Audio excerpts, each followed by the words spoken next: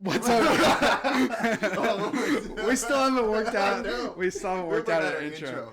But hey guys. Hey, what's up, you guys? This is the Harbor Podcast. I'm the Kino Cowboy. And I'm just Dylan. What's up? All Go right. ahead. Okay. The dust has settled. It's been weeks since the Rise of Skywalker has come out. Everyone said what they've had to say. And now we're going to say what we have We're going to add to the discourse. Yeah, we have to. This is like my therapy. This is baggage being unloaded, unleashed. This is mainly just going to be focused on Star Wars. We might get into some Mandalorian stuff too, because, hey. Just ended, and I have some like theories kind of about how it ends, and maybe they're... Okay, anyway, but yeah, go on. Okay, no, I mean, I'm just saying. So we can just get into it, I guess. Where do you even want to begin is the question. Today we're brought to you by Moonman. Check it out. You can't, because I can't legally sell it online because of all the samples, but if you DM me, I might give you one. Hey. Anyway, so I guess we'll just start. Let's start from the beginning. From The Force Awakens. Okay. So, JJ's mystery box aspect. I want to start there, basically. I want to start there. It. I want to start there. I was just talking to Justin about that. I just want to start there because... So that's clearly set up in The Force Awakens. Yes. That, who is she, blah, blah, blah. Do you think The Last Jedi answers that question with a good, definite answer and a place to leave off to go into the third one? That's where we need to start, because... Do you think the answer to that question... Well, I think the whole message of The Last Jedi, that anyone can be the hero, it doesn't have to be like a blood thing.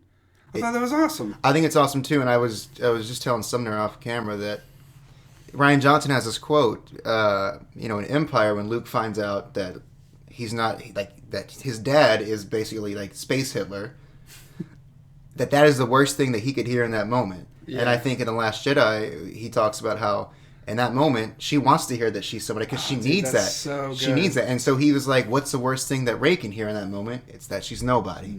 She's nobody. And I think that is a great, people talk about subverting expectations and he just does it just to do it. I think that's a great moment of where you have characters that are on this arc. And I think that clearly sets up and answers what JJ presented. Maybe he didn't like it, but I think that was a great... And you could continue that into the third one, regardless of if you liked it or not. You could play with that idea, Yes. Yes? That's great. No, yeah. No, I always thought that was a great message. And that, I like... We've been through this before in the last podcast, but I love all the deconstruction of the Jedi Order and Luke Skywalker's hubris and all this cool shit that was, like, fresh and not very Disney-esque to deconstruct a lot of... Star Wars shit. And it presents questions that they get answered some in that movie, but he left... People say that Rian Johnson left JJ with nowhere to go, and I think that's just total bullshit. Because there are so many things that he leaves... And starting to get into the actual movie, the fucking first 15 minutes that are just like weird montage, it threw me off so hard. It's going so fast with like Kylo Ren, the first 15 minutes, my eyes like already like glazed over. I was like, what's happening? Yeah. But no, the biggest thing I thought was cool was that The Last Jedi left it where he was the supreme leader. Kylo Ren was the supreme leader. Yeah, I love that. This is great. Now he's the big bad. And people clearly are not happy about him being the supreme leader, and yet all this great... I was like, you can have tension and drama with it, because he's still like a fucking whiny, not spoiled, but just really emotional person. How is he going to rule? And then like, wasn't get answered. He has his helmet back though by a weird space monkey. That was weird. It's like, let's bring Palpatine back and diminish this newfound power. They literally have Snoke in a container. Several of them. Yeah. Now, to be fair, all the weird like high concept like Sith planet shit. I love imagery. That. I thought that was sick. I thought it was great. When he arrived on Exegol, I was like, oh shit. This is imagery in Star Wars I've always wanted to see. Well, I was like, okay. Why don't, just to get a little canon, like, why did they make a whole new planet? They already have a Sith planet that is the Sith planet, I'm just curious why they chose to do that. Korriban originally, and then George Lucas renamed it to Morban, which is, it's fine. You see it in the Clone Wars. Yeah. But why do you think they... Like, I see... Okay, I think Morban is more of like a resting place for all these Sith and like Sith ghosts or whatever. And isn't that where the actual Sith race was We're getting real like Either way, I've always wanted to see something like far, far, far beyond the outer rim and these outer reaches, like way off. I agree. So I was like, okay, this is fucking cool. I like the actual like the way it's like whatever like that temple is, the way it's just like an under. I love the imagery of it. Yeah, I agree. So cool. So that was I was like, oh, okay, but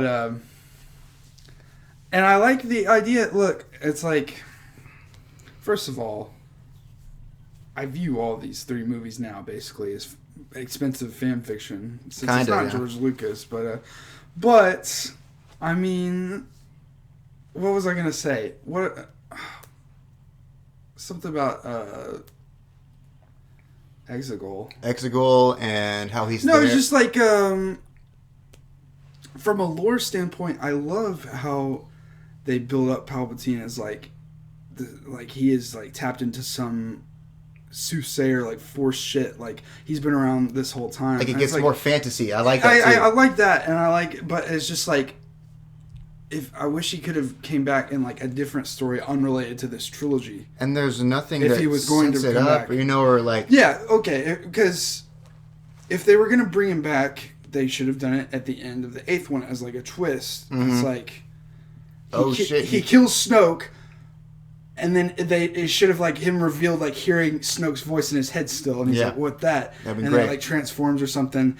And then at the very end, he should have gone to Exegol and see all the ships like rise up and stuff, and like set it up like that. And then you'd be like, "Oh, shit!" There's like the ending that. Oh yeah, but instead it's like the first 20 minutes of the movie are like, "Here's my part 2."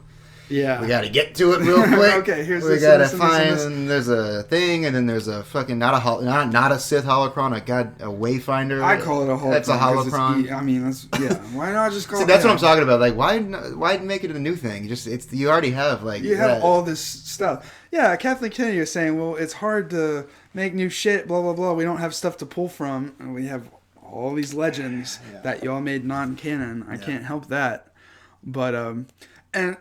I like that, like, all the weird, dark Force shit that we hadn't seen. It implies that he's been around for a long time, and it makes... I like his... Now the speech in Revenge of the Sith makes it even creepier. I have a question, though. So do you think that Palpatine that we see in this movie is, like, ancient? And that all the Palpatines we have seen in the other ones are clones of him? No, well, okay. I think Palpatine's been around... Even before this movie came out, I thought that Palpatine had been around for a while. And I think that... Force Lightning in Revenge of the Sith brought the life force out of him. That's why he's all wrinkled and old, just from that Force Lightning shit. So even then, I always thought, okay, I think he's like older than we always thought he was, and that like okay. So yeah, I think he's been around. Some people were thinking that he's Darth Plagueis. I don't know. I'm just like curious, like is the one that we see in Rise of Skywalker the one that fell down the Death Star, or was that a clone? Because that's a new vessel. That's a new vessel. That's why he looks so different. Yeah, that's definitely a new vessel. Yeah, because I mean, I should have seen it coming. Well, the thing is that when The Force Awakens was coming out, me and Scott and whoever else were like joking because in the original books before they made them non-canon, there was like several clones. He cloned himself several times. Clone everybody. Palpatine. Yeah. I was like, what if they cloned the Emperor? And we joked and laughed and said, no, they wouldn't do that. They did do that. They did. Wow. So, aside from just that weirdness aside, do you like the characters in Rise? Like, do you like where they at least went? Like, Ben, Rey. Well, I was always deep down. I was hoping that Ben would get redeemed. I didn't see how it was possible because he killed his dad, but if it's possible for Anakin. Yeah. I know we as an audience have more attachment to the fact that it's Han that he killed, but I mean, if you think about it rationally, Anakin is killed, murdered, and he got redeemed. I think it's fine. Yeah. I don't like his fucking weird outfit that he's wearing when he's not in the... He's like a Urban Outfitter. He's like he looks like he's like a... No, it reminded me of like the rave scene in Matrix Reloaded where everyone's like in those weird garbs and they just... Dude, that scene is weird. It is weird, but I like it. I like his little... I like his clear difference in personality. He's a lot more like... No, but like... Okay, Elena Kaiser's, shout out Elena Kaiser if you're listening to this. Her Twitter handle was Ben Solo's Muggle outfit or something like that. I was like, fuck. I love. Well, we're jumping ahead. Before that happens. Yeah. Do you like the fact that what they did with Carrie Fisher? Because the way they set up that start to that, and it's they did the best they could. That's one part that I can't. They did the best they could. I think for what it is. I mean, it's stiff. She's like standing like. Dude, she's always like this. She's always like this. She's like the I had to do it to him guy. Yeah, my mom. First time it came out, she was like, Carrie Fisher's always doing this. I think there's some reason behind it. I was like, I think they just had to work with all the footage they had. Yeah. I'm glad they didn't do some weird CGI shit. Well, but they did, but that's a little bit different. Yeah. But here's what they should have done, in my head, is that, look, they should have just had, it's like, okay, we get it. Carrie Fisher's dead, so we'll just turn the script around and, hey, let's have Rey training under an old ass Ahsoka. That would be awesome. I mean, we hear, although that means she's dead, because we hear her voice. Well, Dave Filoni said, maybe he said what he said about her possibly being dead. I don't know, but it's like she could have went and found like an ancient Jedi or something. I get it. They wanted to. Or just like go back to Luke, like that was like Luke was he'd done his job. He's a Force ghost, and he's like a better person for it now. He's but the Force ghosts just kind of appear when they want to, and that's always been the case. That's true. At very convenient times. That's true. It's very true. Yeah, I don't know. Like the whole. Basically, so like the way it starts out, where she's training on that planet, and it's Leia who's the one who's training her. I like that in theory. It just it was hard to work with. If she wouldn't have been dead, and you would have been able to see her like do Force shit and like teach her like full on instead of just having. Because this is that one montage and that's it, and you're like, okay. That's also the beginning of the movie where it feels like there's like. Well, they said originally the original plan was to have Leia be the main focus. The main focus, the first one was Harrison, the second one was Mark Hamill. So, yeah. It just sucks. Like that's unfortunate. Yeah, definitely. That aside, though, I do like. I mean, I think this is the good type of funny. Like the comedic moments in this movie, I think they work for the most part. I think 3PO is the best he's ever been in a fucking movie. There was a few times I was like, okay, that's just okay. The fly now one? I don't like that line that much. No, it's just like he's. No, I like that. That's silly. I don't like that one. But it's a little too self-aware on the nose. But no, I just when C-3PO is like, "Oh, good job, sir," and then immediately he's like, "Terrible job, sir." Like, shut up. I love that. I love that line. Actually, my favorite 3PO moment is where they're looking back and they look back at 3PO says something and they're all like. Turning like what the hell, and then he's like just slowly like turns around. He also turns around that slowly. That was a great. 3PO was a good plus of this movie. Yeah, I did like when he said that R2 is his best friend. I was like, okay. Yeah, it's like maybe I wanted R2 to go on the adventure, but I knew there was way too many people on this quest, so I understood why they had to cut him. Speaking of that, though, I just there were too many fake out moments in this movie for me, like fake deaths, like Chewie. 3PO in a certain extent, where he kind of died, that, and then Kylo Ren like twice, like he fake dies. Well, no one thought Kylo Ren was actually dead when he got blown off by the Emperor. Well, but that's what I'm saying, just fake deaths in general. Oh well, no, the fake death when he gets stabbed, that had plenty of build up because it showed her that works for me. That works for me. That works for sure. Yeah, I'm just saying they were just like if you notice, there's a lot of them. There are a lot of like these like fake out moments that. Kind of work for me, but sometimes they don't. Like the Chewie one didn't work for me at all. Initially I was like, "Fuck." No, see, it did get me. If they would have kept it that way, or at least they would have let the characters sink into that a little more. But it literally, as soon as he she does it, that was a great moment. I think that really sets up that could have been some drama that could have been going on. But like the characters don't know it. But like the next scene is like Chewie's alive, and so the audience is like, oh, okay. I was relieved because I didn't want Chewie to be dead. I didn't want him to be dead either. The second time around, it would have been better. I wish they were just held it off a little bit longer. Oh, for sure. A little bit longer. Yeah. I agree. Or maybe we don't even see. Yeah.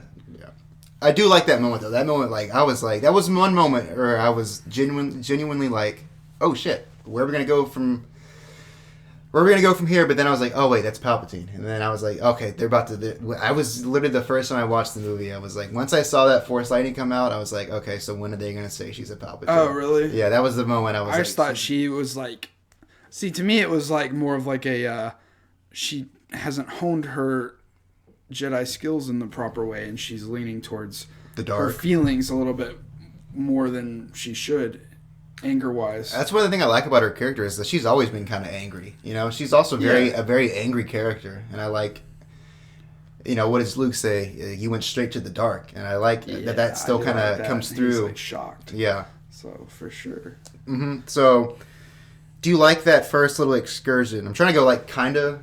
No, I get it. Yeah. By scene wise, I'm just trying to think back. Like when they introduced, isn't it weird how the Mandalorian, the episode aired where Baby Yoda does the Force heal, and then that was the episode that premiered. Yeah. And then you see it in the Rise of Skywalker. I just noticed that. I picked up. That was clearly intentional, you know. How do you feel about that whole force power in general? Well, it opens up a lot of worms. It's like, why didn't they do? You know, why is Qui-Gon dead? Yeah. Why is Qui-Gon Jinn dead? How come? I mean, can all Jedi do it, or just like? She must have the dyad. She must have read it like in those books too. Must have been in those books. So like it's not a new concept, you know. Must have been around. Yeah. And also the dyad like being introduced is, I like that in theory, but I just wish they would have set it up more, like that they are like I guess they kind of do in the Last Jedi. They kind of do. They definitely do. I take that back because they have that connection the whole movie. I guess they just don't Jedi. say it. They don't say it. Yeah. It's like maybe I like the fact that they didn't say it, and I wish they would have just kept it as like they don't name them as like a dyad. It's more just like this is like, you know, you get the clear indication that they are one side or both sides of like the same coin type of thing. Sure. Yeah, I don't know. It was just a weird moment where he just was like, me and you, we're a dyad. And like, I don't know. I was like, okay, cool, hell yeah. It just was weird. A lot of weird moments for me. I don't know. Like, it just felt weird. It's the only way I can describe it. Well, I didn't feel... It wasn't that way. I mean, not even bad weird. No. To me, The Last Jedi had more weird moments that I had to like accept, like think about and like think and like be like, do I like this? And then I'm like, yes, I do like this. Mm-hmm. Like when Leia like flies and all this stuff. I'm like, okay, whoa, this is not shit I've ever seen in Star Wars. Yeah. There was plenty of shit in this movie. I was like, okay, yeah, all right. Mm-hmm. I do like how the way they did. JJ did take one of the ideas that Rian Johnson introduced with the whole force connection, and they take it to a new level of like they can literally like. Yeah, you know, like summon shit through the Force. I love the way that they actually did that. It was, really, and they were like fighting when they're not there together. I thought that was pretty cool. That was pretty cool. And then, So, I'm trying to think. So they get off of the. Also, it's really just kind of contrived the way that the fetch quest type of storytelling is like. Okay, so Luke was hunting a Jedi killer with Lando, and they tracked him to a planet. But they couldn't find the guy there, but they just found his ship, and then they fall into sand, and then underneath the sand is the dead body of the guy. Okay, let's get this out of the way. Chris Terrio's a hacky writer. Like, what? That's a lot of, like... Chris Terrio's a fucking hacky writer. He wrote Batman vs. Superman. He wrote Justice League. And it's like... You hired the Batman vs. Superman writer to... They should have begged Lawrence Kasdan to come back. Yeah, they should have. Like, what the fuck? Just, like, end it all. Like, come on. Some of the most contrived shit I've ever seen in Star Wars movies in that movie. Yeah. Case in point, the knife that just happens to line up to the Death Star, the crashed Death Star. I was like... It's like shit out of, like, a... This is the most Saturday morning cartoon version of the movie I've ever seen. It's very like the coin that for some reason grants you access to any fucking that felt very like Star Wars Rebels to me. Like not even like I get it. But it definitely was like, hey, take this. And damn, dude, like that was an opportunity for a cool character too. I actually really liked the moment where the plot stops for a second and they're at that like very Casablanca-esque like Nazi raid. I like how it slows down for a second. They should have and just I wish they would have let a little bit more. Yeah, I wish they would have let it sit more. Also, I get the plot was as fast as I think they should have padded it a little bit more and given more. There was more breathing space in the movie than I remember the first time. I will give it that. But like when they arrived to that snowy, whatever it's called, Pisana or Pisana, I think is what something, it's called. Whatever. They should have shown them. There should have been like some like espionage or something. Establishing shots of them having to sneak into there, so there's a challenge instead of them already being there. It's not as thrilling. Okay, we got to sneak into this little town and find this thing. That, and then as soon as the first thing, they're peeking around, and then Zori shows up, and then she's like, you fucking scum, and then literally Rey's like, no. Yeah, there should have been way more. She's like, I guess there should have been way more of a fight or conflict right there to make it harder to achieve what they're trying to achieve. And then they leave in the camera pans, and the Knights of Ren are just like, dun, dun, dun. Dude, what? Cartoon, man. Cartoon. Saturday cartoon. I was like, whoa, what the fuck? And then the Knights of Ren, they don't get anything. It's like, we're finally getting the Knights of Ren in this movie. They don't do shit. I wish we'd at least gotten a line of those are the students that so much missed opportunities, I guess. And then neither the first two of the trilogy flesh out the state of the Republic and the world of that, or the politics or anything, really. It's like, how is the Republic related to the Resistance and what's going on in Coruscant or wherever there's state. I agree. And so we got none of that. It's hard to understand that the First Order are literally doing a all-out attack on every system. You don't really get that from the way The Last Jedi ends to the way it's set up in this one. The First Order are they've locked down, you don't get the whole dynamic of the Republic is they are being... There would be so much more weight to it if you could know what was going on. And how was the Resistance fucking connected to the Republic? Because they're not, it's weird. Yeah. So there's no establishment of dynamics between these two, and you don't really get that in the original Star Wars either. But you just know that the Empire, they control everything. That's all you need to know. Well, at that point they're already controlling shit. Exactly. And so, but because in the new trilogy, it seems like. Yeah, I don't know. Well, see, this is just from reading up on stuff. The way the new trilogy starts is that the First Order and the Force Awakens haven't officially declared war or anything yet. They've been building, and the moment they attack the system, that's oh shit, it's war now. The Last Jedi takes place right afterwards. Yeah. So that is the First Order staging attacks on every single planet. That was happening along with they were attacking other planets too and invading them. And there's so in this new one, it's a year later, I think. A year or two, and it's there's a time gap, but it doesn't really feel like it at all. It doesn't establish that the First Order is we're the Empire again. We have control over all these star systems and planets and all that. You don't get that. You get that shot of the Star Destroyers being blown up, and they on Endor, you see the one above Endor or the moon of Endor. It's okay, or in Bespin too. Yeah. Okay. So they were everywhere. You don't. We're only finding out now. Yeah, exactly. So there's no. It just is there's no setup. Yeah, it's weird. Sure. Yeah, that's what I mean by there's a lot of weird moments that just the more you think about it, the more it's why does this not track? And then you think, oh yeah, it doesn't track because of this, and then you're like, why does that not track? And then you're like, oh, because of that. A lot of those type of moments for me in this movie. It was almost like. I know it wasn't written like this, but it was almost have you ever seen Wallace and Gromit? Any of them? I've seen the first one back when I was 5. Never mind. But there's this great. It's the greatest scene in stop motion history in my eyes. And it's a chase sequence, and Gromit's on this toy train, and he's got a box of tracks, and he's having to lay them as fast as he can as the train's going, and turn his direction. And that's this. No, that's a good analogy for it. Cause God. Back on track to the actual plot of the movie, though. So let's say we're picking up from they have that dagger now.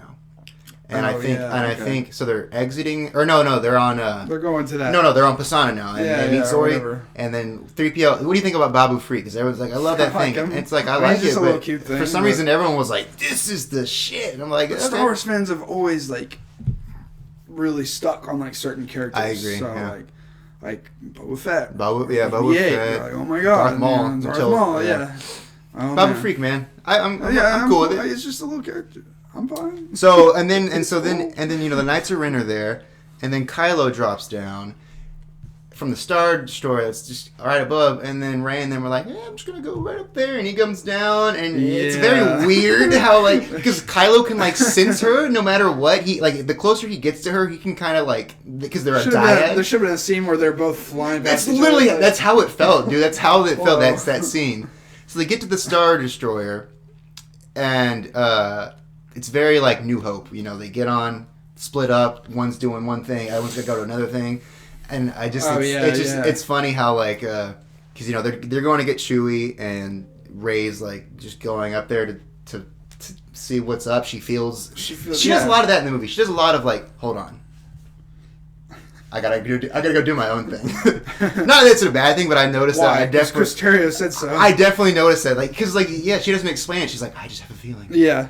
And it's like, that's cool. That's cool. I'll say that I like the set design of Kylo Ren's, like, sanctum. Chambers. Yes, I agree. I don't like how it's like, okay, so you got Chewie's thing right there. You got the dagger lined up right there. You got Vader's mask right there.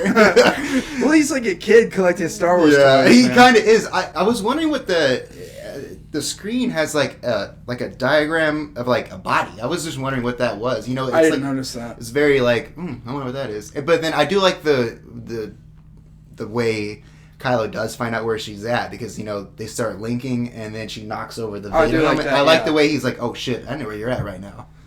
Although she's holding the dagger the entire time. If he sees the dagger, he's like, oh yeah, that dagger's in my chambers. Oh. Are you sure? No, I promise you. The third time I watched it, she was they link, and you can see her holding the dagger while she's fighting him. It's like, if I would have been Kylo, I'd been like, oh wait, that's the only dagger in this fucking thing. Like, she's up there. Weird editing. Okay. The editing's weird in that.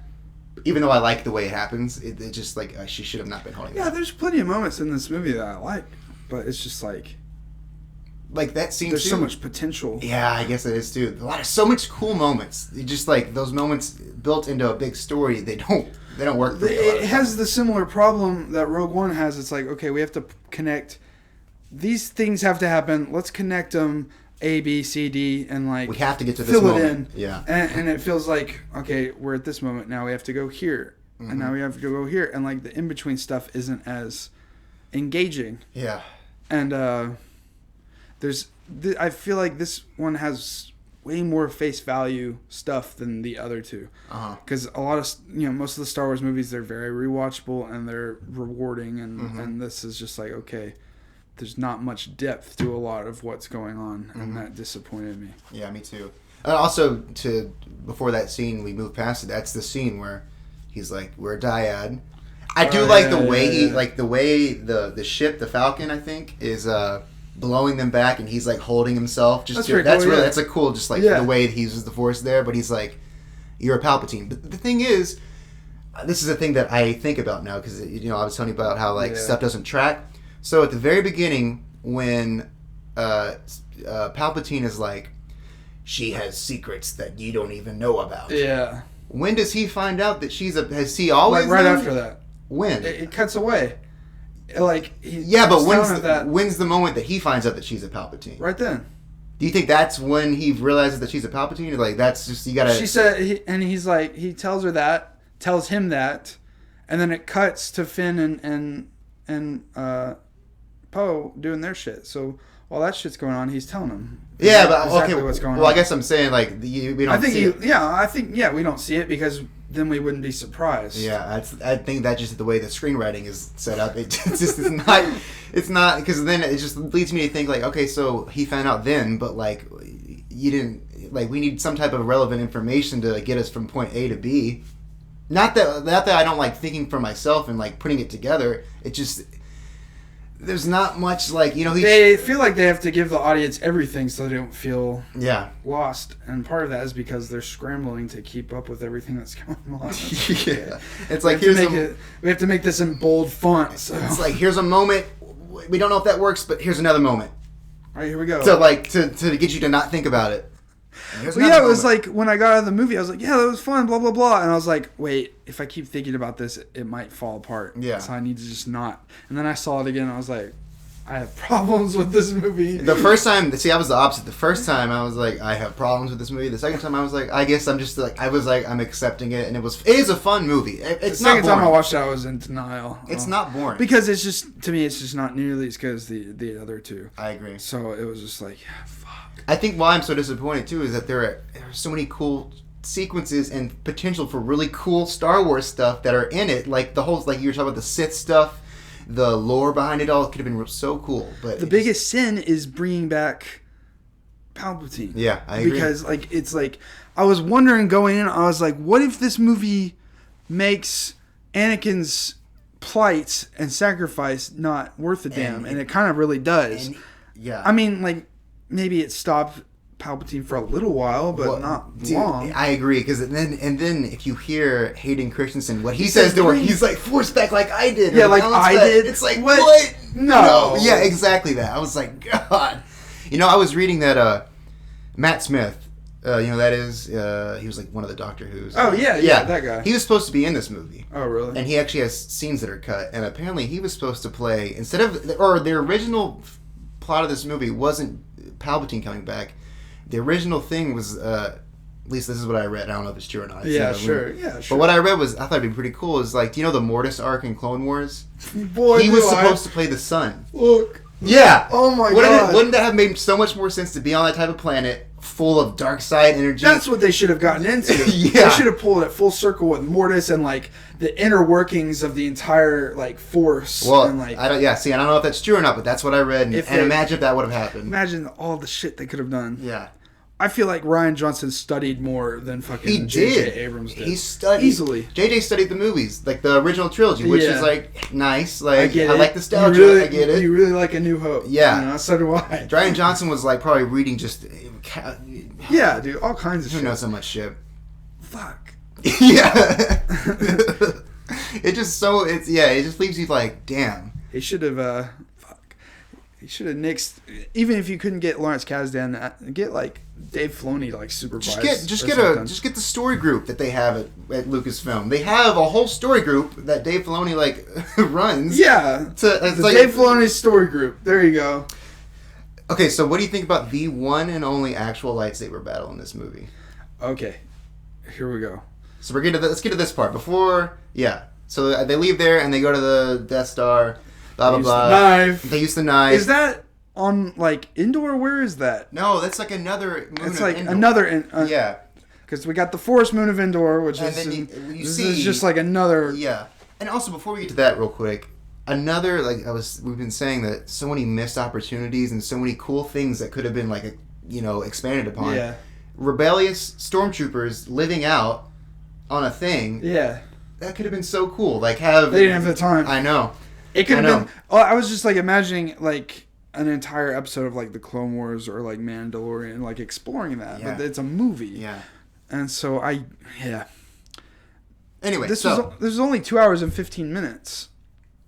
I feel like they could have slowed the pacing down just a little bit. Wasn't The Last Jedi longer than this? Dude, The Last Jedi was 2 hours and 30 minutes, yeah, that's bro. what I thought. It was like 15 minutes longer. And originally this movie was supposed to be the longest one in the trilogy, but they cut it back. Yeah. They cut it back. Apparently there's a lot of deleted shit. Yeah. I think there are a lot. Release the JJ cut. Oh, dude. Yes. I would be interested to see what the original full shit would look like. Because Rose had scenes with Leia or whatever, and you can't just have one of them have a director's cut and not not it's like what? Yeah. It's Star Wars with a director's cut. I read a tweet where it's like, "Are we just gonna start doing this with every bad movie? Or release the so and so cut?" And I'm like, the Lord and Miller cut. I kind of that would be interesting because they shot 90% of Solo. I'm in the minority. I like Solo. No, I like it. I just don't love it. It's just like I think it's probably one of my favorite ones. Okay. I really do it's just another expanded universe thing, which I'm fine with. I'm glad that they put Darth Maul in for a cameo, even though it was just to make people. No, it does make sense. I mean, it does make sense, but people watching it don't understand because they haven't watched the Clone Wars. He ignites his lightsaber through a hologram to be like, "Yeah, this is Darth Maul." If you didn't already get it before. Yeah. Well, they do that in Star Wars. When Lando pulls his mask down in Jabba's palace and just to show his face. Yeah, I just thought it was funny. It's like, you didn't, we all knew this was Darth Maul. I mainly liked him in that just because I liked the confusion of people be like, what? Everyone in the theater was like, my mom was like, who is that? I was like, oh, God, it's the whole thing. I love his shit in the Clone Wars so much. I agree. I like his shit in Rebels too, the way it ends. Yeah, oh yeah, for sure. Really great in it. And we're about to get more of that in season 7 of the Clone Wars because it comes out next month. I mean, that's like the Siege of Mandalore. Siege of Mandalore. So see, I think it's going to tie into the way the Mandalorians. It has. And I told a lot of people who were confused about the Darksaber. We'll get into this. Yeah, but we're going way off track because we got way off track. Yeah, wait. Yeah, we'll come back to the Darksaber. So we're at the point where. We're talking about the lightsaber fight, which is pretty much. Jan's like, "Don't go yet," and then they're like, "What's "Okay, don't go yet." What's the point of Finn? Finn's just Ray. That's the entire. Yeah, I know, but like he doesn't achieve anything. He doesn't by do doing anything. That. He just like follows her. Yeah. Like if there was something he could have done to help her or something, then there would have been a point. And the whole movie, they're implying that he's force sensitive too. Why? Like, which I like. I do like too. I wish we could have like. I wish it would have just started with him being like. Him training too, starting to get like his feel for like the Force. Yeah, just like maybe that, him like having a lightsaber. He could have joined in on that fight or something. That's what I'm saying, man. Yeah. Because like cool. They clearly set it up where it's like I just have a feeling, there's something that I want to tell you. It's like, okay, you should have at least had a scene where like that came to fruition. And he actually told Rey what he wanted to say. Instead, we never got that scene. Exactly. It was like I was kind of dumbfounded by that. I was like. Did they forget? They probably did. What happened? Or they just didn't have time to do it. You had time. There's the whole thing. You could have... Well, because Jannah was supposed to be Lando's actual daughter. Yeah. They cut it out because they couldn't... That's why that weird-ass last scene where he's talking to like, Jannah hey, and he's like, let's go explore your past. I've never met you before, but... Yeah. Well, apparently you look like me, right? Yeah, she was supposed to have a whole thing with it. It's just like, ugh. And it was fun. It was like weird because like people were like... Is that Lando? Before it came out, they're like, "Is that Lando's daughter?" And they're like, "You're racist. Just because she's black doesn't mean she's Lando's daughter." And then it happened. I was like, "Well." No, like literally, my mom. We were walking in, me and my mom, and she was like, "That's probably gonna be Lando's daughter." I was like, "Mom, chill out." Like, and then it was. I was like, "Okay, well, all right." Anyway, okay, so she's scourging the Death Star, the throne room. She has like a weird trial before with the teeth. It's so there stupid. should have been a more set up. There should have been much more of an interaction between her and her dark self instead of just like a falling backwards and just like yeah. There should have been like a major temptation moment right there. Yeah, I agree. It's like, okay, maybe this is what I want. Yeah. But they don't. Because we don't get into her thought process. We get into Ben's thought processes so much. We don't get into what she's really thinking about. There's never that moment of like, do I really do this? Do I need to do this to get what I want or to? Yeah. We get Ben doing that. We get like a lot of Ben doing that. He's actually like the actual to me the protagonist of this entire movie, not Rey. Yeah. Rey's just like a sideline character, and I like Rey as a character. It's It's just that she doesn't get much to do in this besides be like, I don't know who I am. I'm really fucking powerful, and I'm going to stop you. Yeah. I do like that part where she's trying to tell Finn stuff, and then he's, like, questioning her motives. What does she say? She's like... no one knows me, or something like that. Yeah, she basically just, like, backhands him. Like, dude... I was like, okay, I like that. Gets real sassy with him, I thought that was an interesting character moment, but it should have been explored more in the scene we were just talking about with Dark Rey, a.k.a. Empress Palpatine. With the fucking teeth. With the teeth. I was like...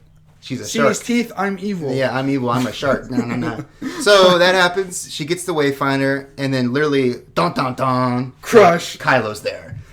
I like that. I mean, I like the way. No, that's fine. It was fine. It just definitely is one of those dun moments. And so Kylo's there.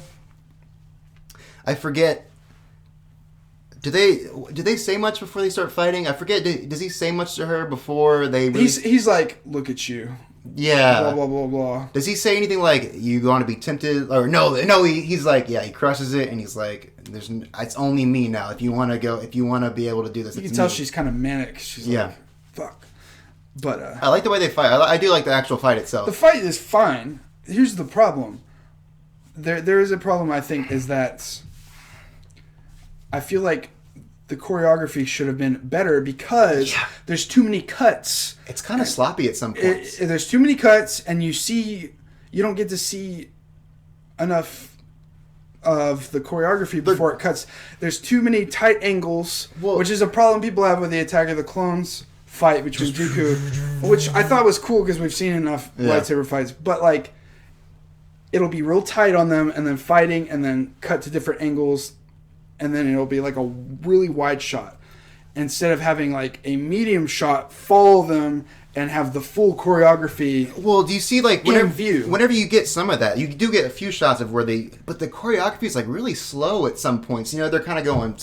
Yeah, it's not as interesting as other fights that I've seen, and so I feel like maybe it rushed? I feel like they didn't have enough time to prepare. And so they like hit it with extra cuts. Okay, we need to extend this. Yeah. Well, I like the way that for the first half of the fight, there's no music. Like it's just the noise of the waves crashing, and I guess I didn't notice that. And there's no music at all, and you normally expect a big bombastic score behind it. I think we could have used a little of the choir from the prequels, dude. Well, they do that in the trailer for it. They have that dun dun dun dun dun dun, and I was so ready because they played that music during that scene in the trailer. I was like, oh. Because the music does eventually come in, and I was like, "Ooh, it's going to be like the dun dun dun." Nah, it's just music. I think it should have been a little bit larger of a fight because it was so like amped up, like in the. I agree. I do like the okay, because this is supposed to be the big. It's the only fight in the entire movie, dude. Of the movie, it should have been grander. It should have been a little bit longer, and it should have been choreographed a little bit better. I agree. But I do like the, what did George Lucas say? It's like poetry. It rhymes. But so I like how it's like the direct reverse of Revenge of the Sith one. Instead of lava, it's water. I found that pretty cool. That's fine. Because I feel like that was a clear choice of like, maybe it wasn't, but the way my head sees it is like, it's like a kind of a opposite of what happened in the other one. Okay. And I do like they jump a lot. They finally jump around. Like the you know, like I like the flips. Bring those flips back. I like all the flips. It's too late. Bring it back. It's over and done. There's no more. My favorite flip is the Kylo flip around the Knights of Ren. That's awesome. And then I like the. Dude, that's my favorite moment I think in the entire movie. That's such a Han Solo thing. If Han Solo was like a Jedi. And then when he lands in the thing, he's like, ouch. I was like, yeah. I mean, what else would he say there? Yeah. I mean, he could have been silent, but. Okay, so tracking back, the fight's happening. I do like in that moment though, Rey force pushes the shit out of Finn. Like she's like she doesn't like just like, hey, get out of the way. She's like mad and angry and like emotional, and she's like I would have loved it if she would have hurt him on accident. Like she did with Chewie. Like maybe that keeps happening and she's like that could have been an arc. But they wouldn't have seen each other for the rest of the movie. I guess you're right. They don't see each other. There wouldn't have been like a reconciliation or anything, so yeah, that would have been cool, but like I said, I just maybe keep in line with what she's doing the whole movie. A little bit more. They keep saying she's super powerful. Let's see her do that stuff, but she can't control it, hurting her friends. I think that could have been a great trope that she has to go through in this movie, where she keeps hurting her friends, which she doesn't mean to, because she's so powerful. What a good idea! And Ben, why didn't we write this? I did. And Ben trying to accept the fact that he's not as powerful, but he's a Skywalker, and just have those two different anxieties and stresses work their way through this movie would have been so cool to me. Would have been so cool. Yeah, would have. But anyway, so that happens, and then Leia. Hold on. Feels. Why does she go back to Octu or whatever it's called? What she says is she's like, I'm going to do what you did, Luke. I can't. Why? I'm too powerful. And in that moment, and the Emperor's gonna. Is it because she thought she killed? Well, she healed him. No, literally, she says to Luke, I am too the Emperor wants me, and I'm not gonna let him have me, so I'm gonna do what you did. It was just confusing. It's all that whole scene. That's my least favorite scene in the movie. Cuts and she's destroying the ship. And fucking Luke comes out hey, remember when I threw this? Don't do that. That's what he says to her verbatim. He says, remember when I threw this thing like a joke? I was wrong. I was wrong. Don't do that, you asshole. I didn't like The Last Jedi either. That's what he says, I swear. Chris Terrio said that wasn't meant to slight against it. Bullshit! He said that it was like a growth for... I get it. I do get that. He does him saying I was wrong. It could have been said better. It could have been so bluntly. It could have been done. It sounded on the nose, distasteful. It could have been hey, don't throw. Let's not have her throw it. Let's have her do something else. And then he's sits down with her, imparts some wisdom to her. It's hey. Brings it out. Yeah, maybe gives it to her and hands. Yeah. This weapon is your life. Or he's he already has Leia's lightsaber, which I don't like that at all anyway. But anyway, regardless, he already has it ready for him. He's here, take this. He imparts some wisdom. Dude, Yoda has one of the best monologues in any of these Star Wars movies. In The Last Jedi. Last Jedi. Oh yeah. There's not a scene like that, and they try to do it with that Luke, and he doesn't say anything. I love that Yoda scene so much. We are what they grow past. That beyond. Is the burden of a master. That is so good. Yeah. Anyway, but beautiful. But hold on. Yeah, wait. Hold on. We're going too far ahead. We need to get to the scene with Leia dying and Ben dying, kind of, and then... Yes, I do like him. I like the look on his face when he's sitting there drenched in rain and quiet. And they're both, like, worn out. They're both, like you know... And she almost gets her ass beat. Yeah, and it's clearly taking a toll on her. No, he was about to win. He was about to win that fight. So here's my question. What do you think Leia did in that moment? What I think... Actually, you go first. I want to know what you think first. I think it could have been a little more clear, maybe. Yeah, well, I think it totally could have been, but... I just think... I mean, was it another distraction? Or was it like... I think it was a desperate calling out to him, and it distracted him, and then he got killed? Or was it supposed to distract him the whole time? I think it didn't end there. I think... Because, you know, the memory of Han, where he's like a physical thing. He's not a Force ghost. I think what happened was Leia distracted him. He gets, you know, knifed.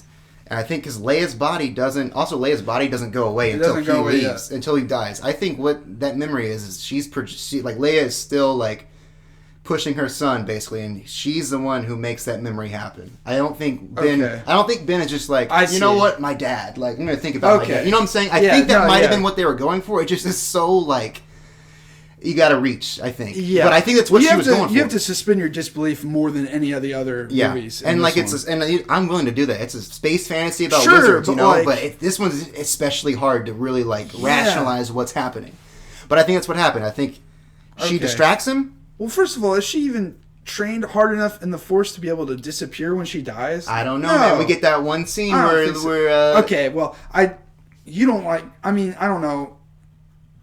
I don't think it's stupid that they used CGI to reconstruct. No, I actually like that scene. I like it, but like it's just weird. It's just weird. I think I don't like all that Uncanny Valley looking Uncanny Valley bullshit. And it's clearly like Mark looks so much better because he clearly was there to film it, and all they had to do was probably just it was a whole different person. But in like the Legends, as it's called now, you know, Leia was doing Jedi shit. So I'm glad they did have that scene. I do, yeah. That's fine. But it's just like, obviously, it's them saying, okay, well, Ben threw his lightsaber. How does he get one to fight at the final battle? Like, we gotta go. Wait, backtrack. Okay, Leia had a lightsaber. No, okay, now back. That's what I'm saying. Like it's like they reverse engineered this movie. You know, that's what they did. Yeah. But all that aside, like that actual scene, Adam Driver, I think he just is one of the best actors right now. He doesn't even say a word. He just says "Dad," and I do like the nostalgia of "I know." I like the way they use, because he's saying like "I know" instead, because he clearly wants Ben to say "I love you." No, I think he wanted to say, or I think he was gonna say like "I'm sorry." I'm sorry, and I love fucking killing you. I'm sorry, I love you. Like he didn't even have to say it. Yeah, Hunt's just like, I know. So that worked for me. I didn't even think about it in the Empire context. Actually. Oh, I did. I totally did. That's the first. Like when he said "I know," I guess I actually didn't. That's just such a, I guess, like a thing in my brain of that is such a specific moment that the minute he said "I know," I was like, oh, it's probably a callback to the Empire. But it worked. It wasn't like I didn't think it was like bad at all. I thought it worked. I did like that scene. But I love how he just says "Dad" because he clearly wants to say "I love you." I'm sorry, but he's like Han. He can't say that. Yeah. And Han like his dad is like his son is. That made it believable to me. You know? It's like Rey killed him and then saved him basically. Yeah. So he was like shook by that. Yeah. And then he had that whole conversation with his dad, which I think was what his mom did for him. So he basically just in that moment he was overwhelmed with good and saw a reason. I bought it. I agree. When he threw the lightsaber, I bought it. I'm not gonna lie. That moment he threw the lightsaber was like I wanted to like yes, because I've been wanting him to be good for the entire I like him as a character way more than a lot of other. I get Star it Wars symbolically characters. throwing the lightsaber, but if it was me, I would have kept it because it's fucking cool. Yeah, I agree. But so that you gotta do it. You do the. Yeah. So that happens. Yeah, Rey she fucks off to Octu. Yeah. Has a weird talk with Luke that doesn't really do much besides like, hey, get back out there, kid. For some reason, his hair is like way longer, and the Force Ghost is like way bluer than it normally is. Yeah, it looks weird. It looks definitely kind of weird. So that happens. Well, hang on. Why does he have to be all blue? The Jedi Force Ghosts in the original trilogy are not all blue. They're just like outline. I I, think mean, they're maybe blue. They're blue, but they're not like he looks like he is physically blue. You Obi-Wan know? is like, yeah, you can see the colors of his robe. Yeah, so that's like the way they did it in Last Jedi, where Yoda is still green, but you see the blue like kind of around it. Luke's like straight up blue. Yeah, is that blue milky drinks? Too much blue milk. Too much blue milk, dude. So what do? This is where I forget what happens because what do Poe and Finn do while she is at Octu? Because there's that moment. Poe is like Poe's also one of my favorite parts of the movie. I think he actually is. His comedic stuff in this is great. At this point, Poe is sitting down next to her when Leia, who's dead, and he's like, "I don't know what to do." Oh, because they've enacted him as general. You know what? You know what moment actually did get me where I was welling up was Chewie screaming. That moment when she finally, when he like finds out what happened, I kind of got a little emotional. Just knowing too that she's actually gone, it just was like a lot of emotions like kind of just welled up. I was like, I get that. I'm not cynical about this whole movie. I just think there's some problems. No, for sure. There's big problems. Yeah, so he's general. And he's like, I don't know what to do, and then Lando's like, hey kid. Yeah. and then he's like, I'll help you. And then I like that he's like, I can't do this alone, Finn, so I'm making you a joke. I wish they would have made out. Everyone except for my mom wishes that they would make out. Like in that moment, I do like the actual comedy of that moment though, where they're talking about plan, and he's like, first of all, thank you. He's like, no, thank you. And then they go back into it. That's great. Yeah. That's why they should have made out, because that kind of like chemistry, perfect. Would have believed that. Yeah, there's some. Yeah, I do like. Yeah, but no, I like Poe a lot in this movie. I do too, and I like that they give him a love interest.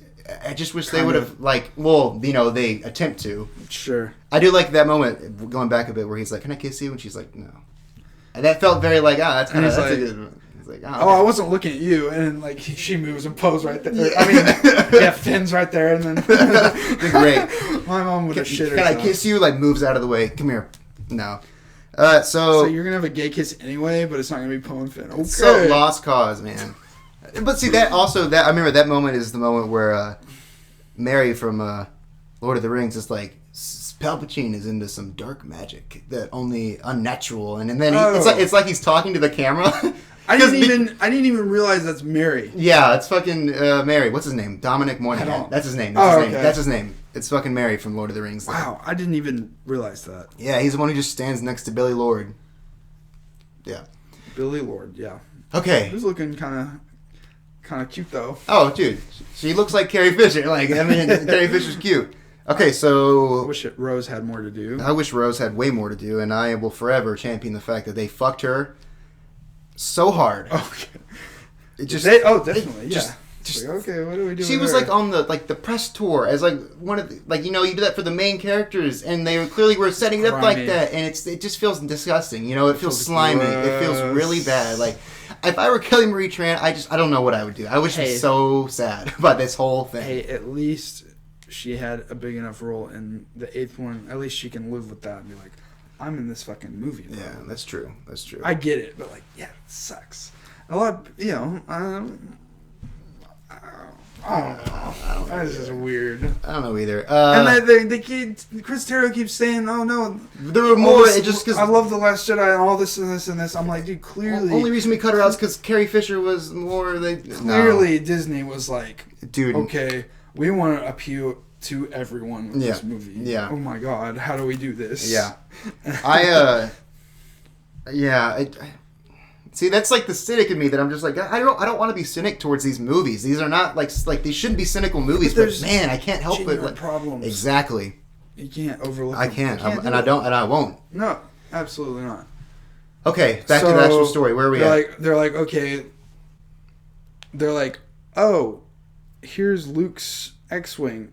Oh, they're leading us to Exegol. Oh man, that moment too where he lifts the X-wing. I liked, but I also hated at the same time. You hated it? That was an actual Luke moment. I was like, yes. No, I like because now he's fucking doing it. Yeah, no, actually, I actually liked that a lot. I liked it a lot, but I would just like. But then, actually, you know what? I take that back. I don't not like it. I forgot that there was a shot in The Last Jedi where you see that X-wing down there. I forgot that. I thought he just was like, remember Red 5? No, it's... But they set it up. I forgot. So now we're good. But do they? Because it's been in the water for years. Yeah, how does it work? I don't know. See, that's what I'm saying. I don't know. And how did she just didn't know that Sith holocron was in his ship? she's like, oh, here it is. It's like sitting like right on the dash, you know, like. Like what? Okay. But I do like him. He doesn't have his arm. I like it. You know, he doesn't have his metal arm, and he just is like doing the Force, and he finally lifts that damn X-wing. That he lifts it out. He finally does it. Yeah. That's fucking. But I was like, man, can Force Ghosts do that? But Yoda brings down lightning in the Last Jedi, so I was like, okay, they can do shit. And so she's tracking, or she's going to Exegol, and she's making a path, leading the way for them. Yeah. So they're like, all right, let's go to Exegol, and Lando's just gonna go on this like hour-long quest and randomly get every person in Star Wars go. Yeah, which doesn't make sense. Why didn't they come to Crate when they needed them most? It was so. And now Lando can suddenly bring everybody. It was so weird.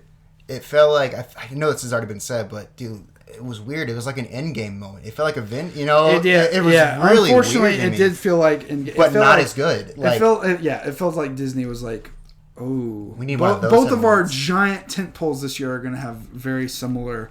Like on the radio, like down to like on the radio, you hear like someone say either on your left or like, "Hey kid" or whatever it is, and it was just a weird moment. It was a really weird moment. I was like, man, it was cool, but also stupid as fuck. How did Lando pull all these people together? I don't know. Why? And just to get back to like, how are there so many Star Destroyers? Like, well, first. Immediately, I was like, I'm going to have to ignore that there's suddenly 1,000 of these Sith. From underneath every... Like, what? Cartoony. With Death Star cannons. What? What the fuck? Yeah. Immediately, I was like, okay, I'm just going to have to... just throw my belief away. Yeah. I'm like, okay. Hold on, I was about to say something. Okay, back to when I was saying they should have fleshed out the Republic and, like, just kind world, of like the culture and like the how world of Star Wars. Yeah, the world, and then it would have been more believable if he could have gathered all these people together. Yeah. If throughout the trilogy we could have seen them like every planet they go to, people there that they meet are like, oh yeah, this is the resistance, and they see, and you know what, the Last Jedi does that, and they don't follow up on it with those kids, with Canto Bight, they're seeding the resistance. You know, they're planting. Yeah. What is like the line that's in the trailer in the movie? It's like, you know, we are the spark that will ignite the resistance or whatever. The spark that Either way, like that was fire that yeah, that's yeah. So the dead speak. Like, so yeah. So we get to Exegol. Welcome to Exegol. Yeah, we get to Exegol. Rey's chilling. She meets Palpatine. Not much tension. A lot of it was weird. It wasn't like it wasn't as tense as it needed to be at all. It was weird. No, and it was like we knew that like that Ben Solo was going to come. Oh, absolutely. So we knew like she wasn't in any immediate danger. And like I said, we don't get into her head at all throughout the movie, so we don't really know if she what, like, well, you know what? She should have been far more tempted, just like with the fucking. They set her up as like this really angry character who clearly goes with the dark side all the time. Like why would they not like? Just like they should have fleshed it out at the Death Star, where she should have been tempted by her shadow self. Mm-hmm. Now she should have been tempted even harder, and it should have taken Ben to like reel her back in and like set shit straight. You're talking about cinematic like or juxtaposition of their characters. Yeah. See, dude, it would have been so good. Hey. It would have taken a Skywalker once again to bring some like there. It's right there. All the pieces are there. Yeah, you could have done that. So she's getting her ass beat, or no, she's not actually. She's just saying like she no. Like is he like force choking her or anything at that point? I forget. No, he didn't take the life force until they're both there. Yeah, it's kind of like what? Why would you stop doing that? What's the point of Kylo coming? Because all he does, I mean, he fights the Knights of Ren, but like. Other than that, he doesn't do anything. He just shows up and then to get his life. He gets his life sucked and he gets flown the fuck back. Yeah, he's just there to bring Rey back to life when she dies. Yeah, so cool. It would have made cool into his character. Would have made so much cooler sense if he would have like helped bring her back to the. Anyway, there's no like Return of the Jedi. A lot of people have like issues with how funny it is at the end, but like I don't. I don't either, but I don't like the Ewoks as much. But I love the Ewoks. But regardless, you know that final battle is so emotional. There was nothing like that. I mean, I think they wanted to do that for that middle battle. That was going to be like the big emotional battle, but that was a good setup to what a good confrontation at the end would have been. The throne room shit to me is top tier. And, yeah, and Luke like looking at his own mechanical hand as he strikes down his father. Yeah. And then he throws it fucking away. Have the moment. Fucking sick. Set Rey up to be like really tempted, and she does turn, and they have to have a battle. Kylo and it's a good cinematic parallel of the Emperor watching and Kylo and Rey fighting each other, and it takes Kylo this time to bring her back. It's right there. I'm just saying, like, and then he literally does the same exact shit like in Return of the Jedi, where he opens up the thing. He's like, friends as soon as I saw that, I was like, okay, JJ really likes the original trilogy. And The Last Jedi already did that. Like, they already had that moment. Yeah, they did. They already did that. They already did this. I said that. They did Return of the Jedi like twice in a lot of ways. And they already did the Twin Sons ending for a character. They ended the Twin Sons on this one, but they already did that in The Last Jedi with Luke. I know. So we're getting there. So that happens. Kylo gets... So are those like the chorus? Those are just like spirits of the Sith, or because they're not real people, but they're there. I don't know. They get like I don't. They didn't get. They said they mentioned that he has his followers. He has like the thousands of it's generations. Just like some of sort of like blue collar like labor guild. I thought it built. I thought like the chorus was just like the spirits of the Sith that are just like he like embodies them now or whatever. Maybe I don't know. Who's to say? Cool really? Little like visual, but I don't know what the fuck it means. Definitely cool visual, but like. You don't know what it means. Why is it there? Again, there could have been more weight to the scene with all these beings watching them if we knew what the fuck was going on. Yeah, so Ben gets thrown off like a little asshole, and then he opens up the thing, if I remember right, and then it's that stupid moment of like she looks like she's gonna take it, but the whole movie has been like, no, she's not gonna do that. But then she's like, I'm gonna do it to save my friends. It's like, but are you? No. Well, what I don't understand is that he says, strike me down, and then his spirit will go into her. Yeah. When has that ever been That's his whole plan, is like, I want you to kill me. So when he does get killed, why does he go away forever? I see. Because she force lightning. I gotta drink at the same time. Yeah. Because she force lightnings back at him and takes away his life. The whole power of the Jedi. What did you think about Palpatine doing like mega? Okay, first of mega all, lightning. That's the shit. I love that. I know. Yeah, I like it. They literally like base boost it. Yeah. Dude, they do. Like, it's like the lighthouse with like the way the ending of the lighthouse with the. And there's this video that Savannah and I have laughed at for ages, where it's just like him and Return of the Jedi, and like he does it, and it's like super bass boosted. Oh, it's super loud. You can't even like barely hear it. Yeah. And we laughed our asses on that. So when it actually happens, canon in this movie, they really do bass boost the shit out of that. What the fuck? Yeah, like. But it was so cool just seeing it, just from like a fan servicey like. Fucking cool. I'm not gonna lie. Shit. I love the way he fucking looks when he gets that life energy back, and he has got like the mix of the Sidious robes and the Palpatine like the yellow eyes and like the Palpatine like kind of fancy. Oh looking, yeah, he's like, ascot. I'm back, bitches. Yeah, for 5 minutes. I like the way he looks, and he starts hamming it up again like Palpatine did, and he starts hamming. It's like, right there. And then he does a thing, and then Kylo. But then it's just and then what happens? She starts doing it back. Well, okay. Well, hold on. She's fucking passed the fuck out. She's passed the fuck out, right? That's at one point.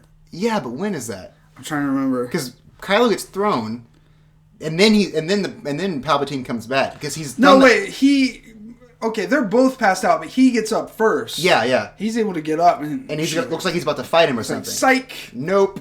And then she's still passed out. Yeah. And then all the voices of the Jedi, which that's how she gets back up. Which was fine with me. The voices of the Jedi, yeah. I forgot about that. That's how it happens. I'm fine with it, but I'm also not, because it kind of like it's like Anakin's like bring balance to the Force like I once did. No, you brought back. I love Anakin too much. No, I do like. They got everyone. They got Kanan from Rebels, man. They got Ahsoka. They got Liam Neeson. They got Liam Neeson. The other Shakti or some or one of like not Shakti, but maybe Shakti, but the one she has Luminara, I think. Yeah, Luminara. Yeah, that's it. The green one, the green one who has the little apprentice, who's with like Shakti, like a shithead. Yeah, the shithead one, or the one who has the shithead apprentice. Yeah. Who like fucks Ahsoka, right? Yeah. Yeah, fucks over. Well, Fucks over Ahsoka. Yeah. But yeah, Ahsoka's there, Sam Jackson, and then you get, I do like the Alec Guinness one, and Ewan McGregor. You get both of them, yeah. And Yoda, obviously. Yoda. And Hayden Christensen, man, I'm glad that, like, as much as I hate... I think they should have just went full fan service and just had all these, like, different Jedi ghosts. I think that's what... Dude, I've read shit that was actually happening. And then they were like, no, don't do it. Well, there was concept art for Episode 7 that was, like, a ghost Anakin, and it was, like, partially, like, Vader-ish and, like, flowing in between both kind of going back and forth. That's really cool. And it was, like, I think if they couldn't have brought Harrison Ford back to do that scene, I think it would have been like force Anakin to talk to him. I think so too. Which is kind of what I wish happened. Because I'm such a fucking Anakin fanboy. I am an Anakin. I like Anakin too. But it happened. It is what it is. I don't control any media conglomerates, so I can't say shit, I guess. So she has the 1,000 generations of the Jedi. He has the 1,000 generations of the Sith. And for some reason, it just works. And then she gets up, and then she has hers only first. I was like, it wasn't believable. I was like, dude, you have two of them. Stop using one hand to force lightning this shit. Like, just go ahead and do it. That's another Saturday morning cartoon thing. And also, like, they established that she has the force lightning. Why didn't she use it on him ever? Like, if she already has it. I don't think she even knows how to begin to control it. Yeah, I agree. But I think that's like next level force stuff that just happened to slip out. I think it was like, Palpatine's the only one you've ever seen do that before. No, Dooku does it. Yeah, but... the only reason Vader doesn't, I think, is because he's fucking mechanical. Oh yeah, I forgot. Dooku does do force lightning. Dooku definitely does force lightning. Yeah, but people forget about Count Dooku. He's like, I think he's the most forgettable, like, of the bad guys. He's forgettable, but I do like him in the Clone Wars. The TV show? Yeah, the show. And he's like... secretly trying to overthrow Palpatine, and he trains Savage and all that. Yeah. So that's cool. It made him cooler. It makes both fucking Darth Maul and Count Dooku. Dooku way cooler. Yeah, I agree. So, well, anyway, so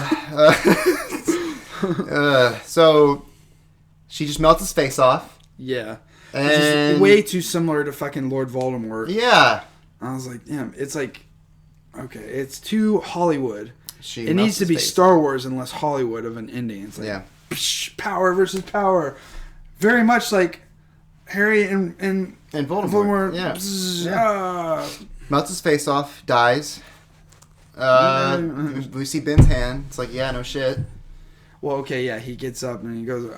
I do like how he's like wounded and walking. I wish he would have had at least one more line. I wish he would have not died, honestly. I'm in the camp of, like, don't die. I think... See, here's my... people are like, how would he wouldn't just go back to, like... He couldn't just be a good guy. No, what he would have done is he would have atoned for his sins by going to Ahch-To and living in isolation like Luke did, but for an actual good point. For, like, living out in solitude, reflecting on his actions for, years and years and years, and just being there with Luke.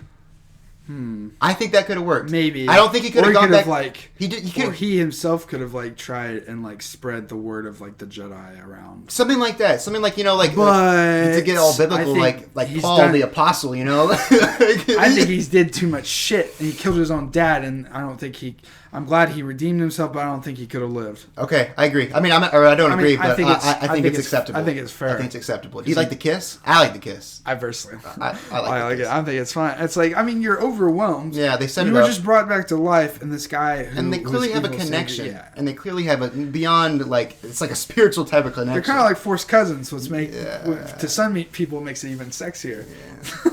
No. Oh, okay, so that happens, everything's day is saved, gay kiss, yay. Hold on. He also disappears into the Force. Yeah. It's supposed to be like an ability that you have to, like, really, like...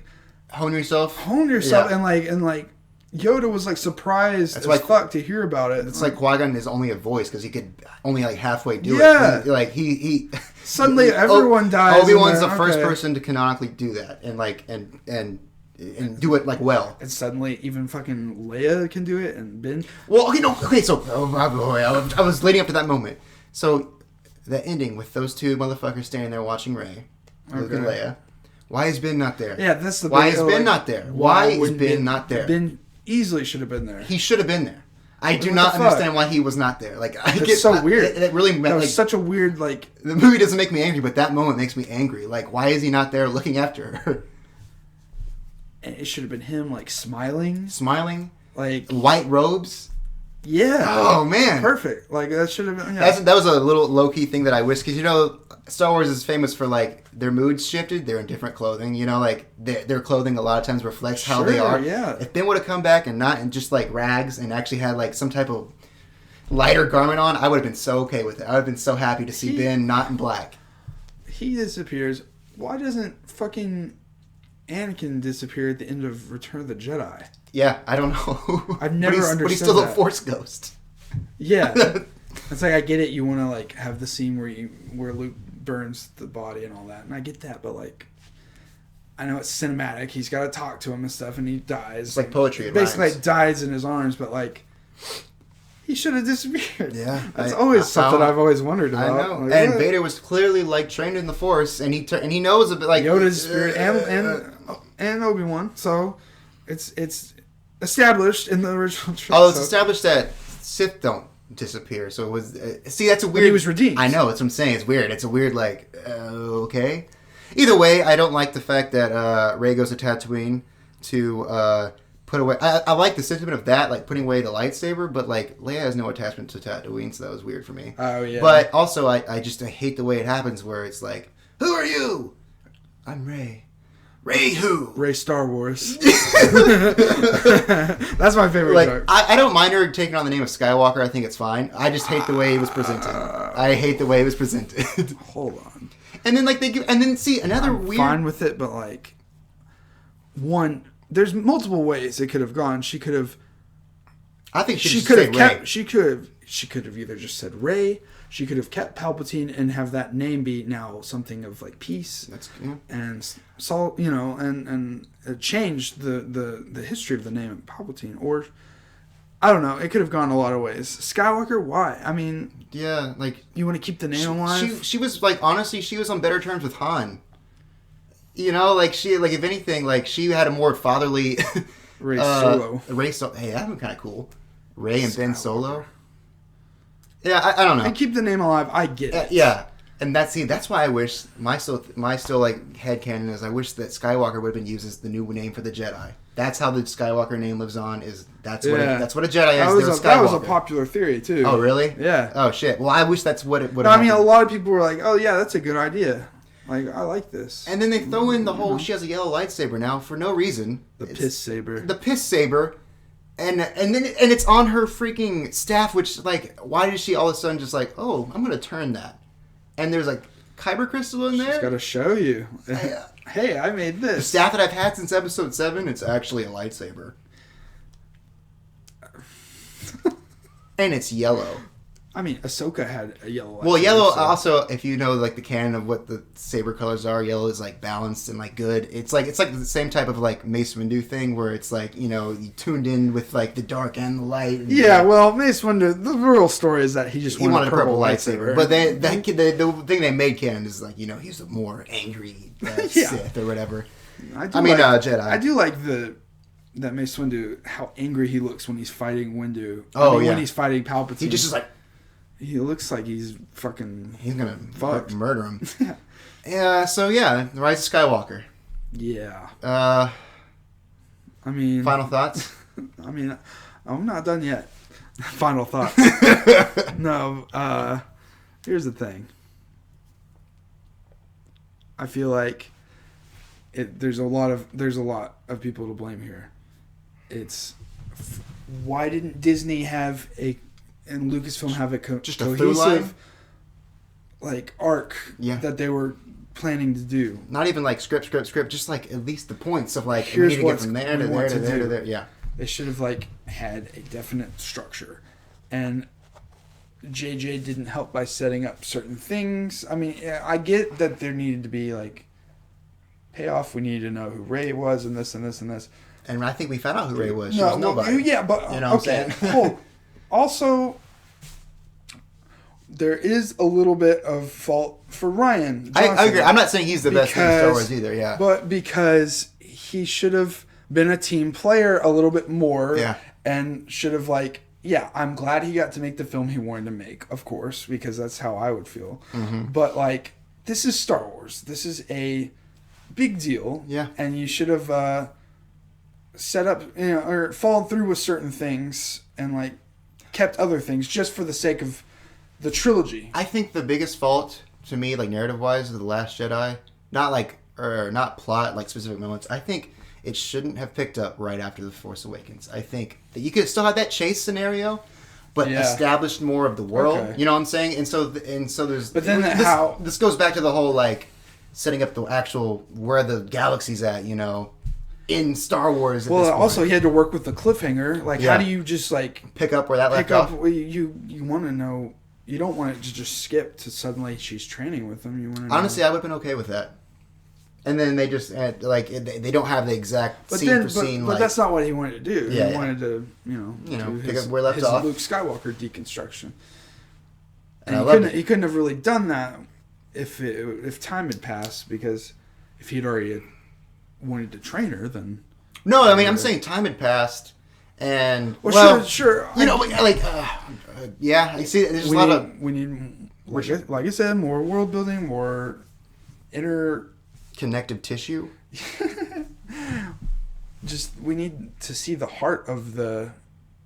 What is the point? What are the point of these 3 movies? What's the overall like message of these movies? The original trilogy is like good money. No. I mean, come on. They bought Star Wars for $4 billion. They got to get their fucking money's worth. Well, they made it back within the first year. Oh, sure. Yeah. But they were not expecting The Last Jedi to be as polarizing as it was. No, they weren't. And they probably were not expecting the Rise of Skywalker to underperform.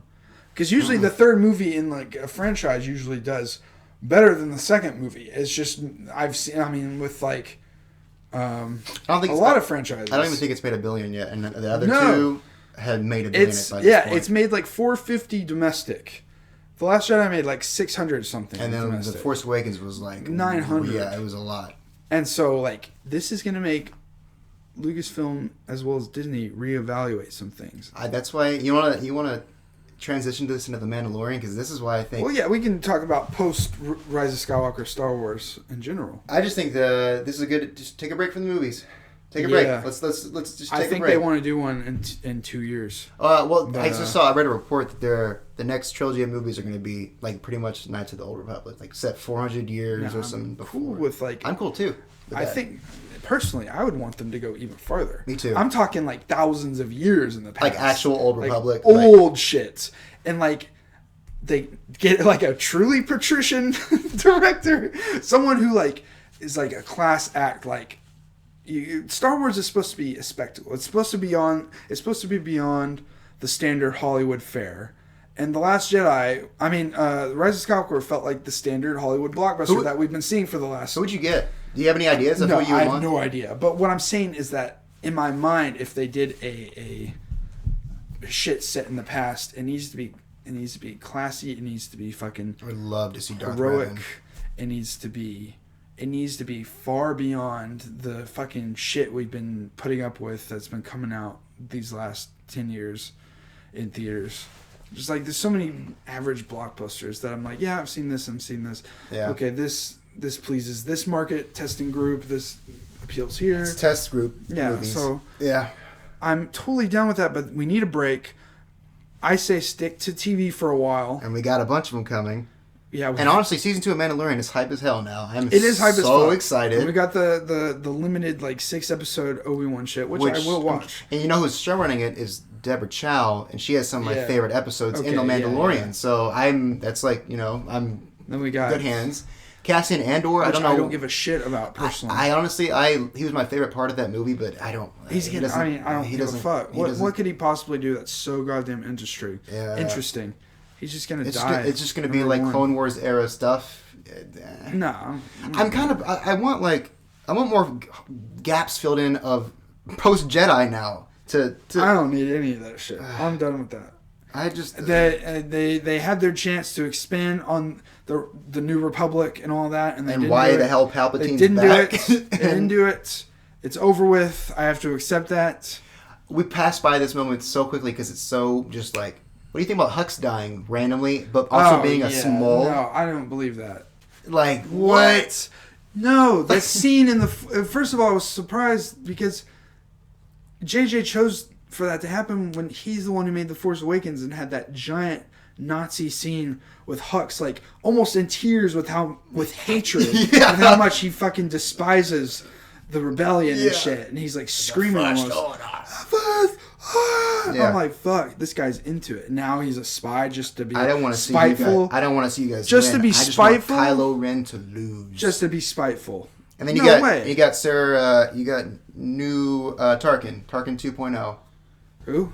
That guy who's like I served you. In both wars or whatever. Why would they throw that line in there? I never saw you. What the hell is that? What is that supposed to mean? Why would you throw that type of line in there? It's a weird thing to they see. It's just another Band-Aid that they're just throwing on. Those are those lines that make me start thinking about like what. My mom too. She was like, was he in the old one? No. They're just trying to like cover up certain things to try and help. Trying to fill gaps of why Palpatine's back and shit. Like nah. We gotta take a pause for a second. I have to pee so badly. I'm about to lose my mind. Tell Sumner to come in here and give final thoughts. Sumner, give final thoughts.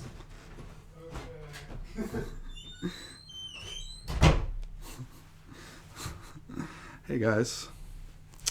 So man, I don't even know what to say while I'm sitting here alone. Rise of Skywalker fan fiction. I don't know. It's hard to be not disappointed. Yeah. Yeah, man. Come here for a second. Surely you've heard what we've had to say. I've heard some things. What are your final thoughts? I'm not gonna go anywhere near any, specific comments on, quality of direction or acting or writing or directing. Sure. None of that stuff. I'm just gonna say that in my humble opinion, let's go over a little bit. Yeah, in my view, reasonably well informed opinion, the Star Wars Disney sequel trilogy is one of the many of the signs of the times that are just swirling around us in kind of an endless shit swirl.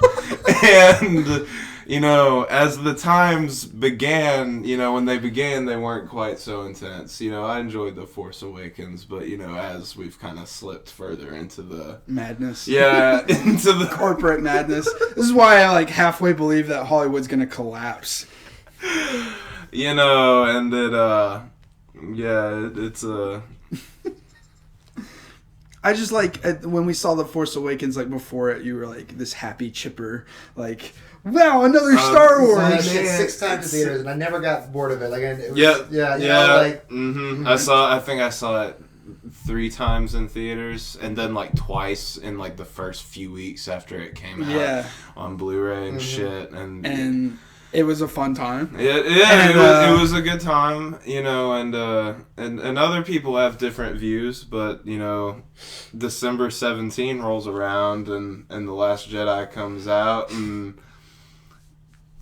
sign of the times. Other people have different, ideas. Sure, but to the extent that Rise of Skywalker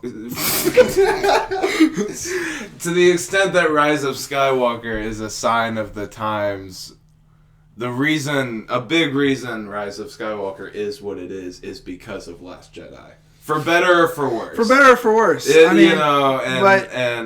like I was telling him, and I told you, we were talking about that a few days ago, but it's JJ's partially to blame, Ryan's partially to blame, and Kathleen Kennedy / Lucasfilm mostly to blame. Is mostly to blame. Yeah, not having that cohesion, none. full plan. And it's not even full plan. There was no plan. And which is bizarre because it's the biggest tentpole of all time. Yeah, so This guy's. Well, I'm almost like relieved in a way now that it's like basically all over. At least like the main shit. It's like, okay, maybe we can reevaluate some things. Yeah. It's stopped. There's nothing to look forward to. What does Obi-Wan say in Attack of the Clones? He's like, stop, think. He's like, this lightsaber is your life. But it's like, Yellow fucking lightsaber, my ass, dude. What's wrong with that? Ahsoka had a yellow lightsaber. It's just a subjective my take. I just think it's kind of fucking stupid. It's who are you? Rise Skywalker. Ray Star Wars. Dude. I think what's fucking stupid is like, her staff was a lightsaber the entire time. I don't think that was implying that. Dude, like I don't think so. I think she like built it into it. Oh, really? Well, they didn't get any... The way it was filmed was like, oh, look at my staff. I'm gonna... She would have used it. No, I don't think she was. They were. I think it was implying like, I'm gonna just twist that, and there's a lightsaber there. I don't know. Sure, there was a lightsaber. But then again, it's Chris Terrio, Batman versus Superman, Justice League. So. Oh my fucking god! Can't say. I guess I can't give him the benefit of the doubt. You wrote Argo, man. Fuck. I never even finished Argo. I was just like, whatever. I don't know. I'm good on that. Yeah, yeah, everybody, we haven't gone quite as deep into it. You and I have, or whatever, and your varying stages of coping / denial, not coping. Many people are experiencing emotions like that as a result of this movie, and it's like I've said to him, that's the kind of reaction that to me just came 2 years early. I just I don't like being cynical. I really don't like being cynical, and Star Wars is the thing that I'm really not cynical about. I don't want to be cynical, but I can't help it. I don't like it, but I've been given enough, concrete, firm as fuck reason. If you have beliefs in things. Yeah. But I still... You don't want to delude yourself. This is Star Wars we're talking about. That's what I'm saying. It's just... I understand. Yeah. I understand. I'm in an inner battle with myself every day. Every day. I feel you. Like, do I just accept it, or do I actually hold my ground on these things? I don't know. No, man. I was thinking there were so many things going on in my life the last few weeks, and I was like driving, and I was like, I've been thinking about Star Wars for 45 minutes. Yeah. This is not right. Yeah. But then I was like, I can't help it. This is Star Wars. It's supposed to be more than just standard Hollywood fare. It's true. And that's what it turned into. I shouldn't be surprised. I've been busting my ass. I've been like in denial for 5 years, man. It's hard for me to give like specific real thoughts on like the Rise of Skywalker because like no shit at like 45 minutes in, like at the latest, I did not give a fuck. I think like I just didn't. I had no emotional connection to what I was watching in that movie theater. I was like, I am here in this theater wrapping this thing, partly because you asked me to go, and that's it's. I'm glad I went. There's nobody I'd rather go with, but it's like it's kind of important. It was in a way. And so, but it was such that I just did not give a fuck, and so that's that's fine. It's I'm not trying to, be... I'm not trying to be Debbie Downer. No, we need all different sides. Yeah, so... I think we've criticized it a fair amount at this actual time. It's not like we're over here like, I love that movie. Because there are things I like in it. So good. There are things I like in it. There are. Now, Sumner and I were talking about, like, how Revenge of the Sith, for us as, like, 5th graders, was, like, the event of like, I'm talking about. I left that theater. I started growing my hair out like Anakin. I literally the car ride back. I'm not kidding you. This is what I did. I already had my leading up to the movie. I was like, I'm gonna grow my hair out and be like Anakin. And so I had it like that. And on the way back from the movie, I was in the back seat of my parents' car, and I was just like, I was trying to be Anakin. I was just trying. I don't know. Just was like, yeah, this is my shit. Like, you turned her against me. Don't let you kill me, dude. No, but what we were saying is like it was like the event of like our lifetime, and so like going in to this movie, my little brother was going, and I was like, whether we like or hate this movie, I don't want us to be like overly negative about it walking out because I don't want him to feel like we hated it. Because I knew how important it was to him. And he loved it because he's a fucking 12, 13 year old kid. I left the theater. There were like kids right in front of me. Like, and they were just like, oh, man, and they were so excited. And, you know, see, that's what I'm trying not to be cynical. Is if they're, I get it. That's why I am cynical. It's because it's like my operating like mindset is, of course, these kids have grown up with nothing but trash. but for the people who saw the original trash, that's what I'm trying to get grew to. Up with trash. No, so like they're not. It's not trash. Goes way too far. That's subjective, though. It's objectively. That's what I was getting to. I've had time.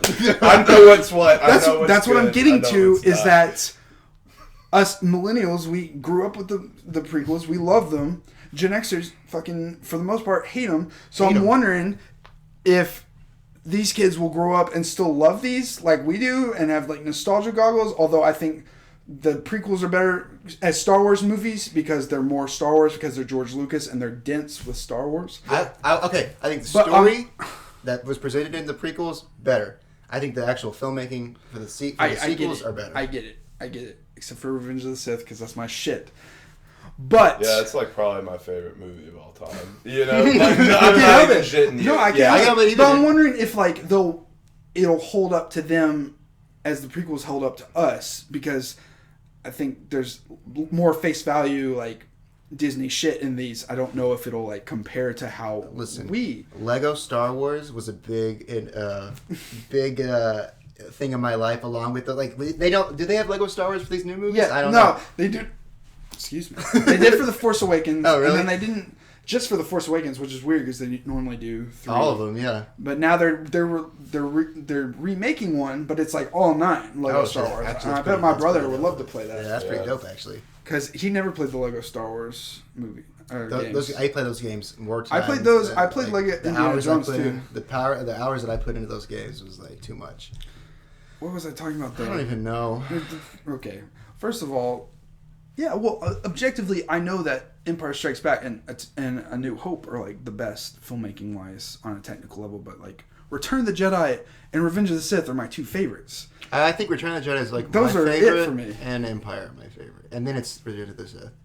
Because also I grew up watching. I have an emotional attachment to going to my grandma's house. She had like the VHSs of the originals, and so I would watch those just as much as I watched the prequels. The only difference is I saw the prequels in theaters, which is a totally different yeah. But I still have like the attachment of like those older ones along with the prequels. I don't think there's a movie I've seen more than Revenge of the Sith. I've seen that movie for me too. I've seen that movie like upwards of like 200 times. So. I have definitely seen Attack of the Clones way too much. Way too much. Like I've seen that movie. I think.